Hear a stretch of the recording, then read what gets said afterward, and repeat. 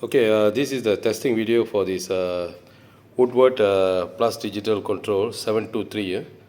As you can see, initially it was no power, right? And I'm going to take a video, right? The body already separated from the PCB. The PCB is here, right? Okay, now we are going to on, and we are going to give a supply of 27 volt. 27 volt, 27 volt. As you can see, the light is already on.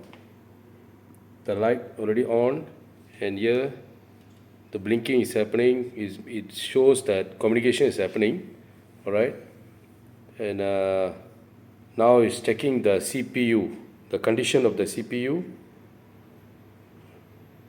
Okay, see the yellow light is yellow and red is on.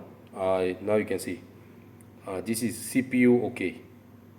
Alright, the next video we are going to put it back the body of the controller, and I'll show you the next video. I'll show you the full testing, as you know. Right now it shows okay. Then the supply is 27 volt. Alright, even though it is written here 18 to 40 VDC, but we need to apply 27 volt to on this thing, because it's look like some of the component is already very old, and it need to be on at the 27 volt. Okay.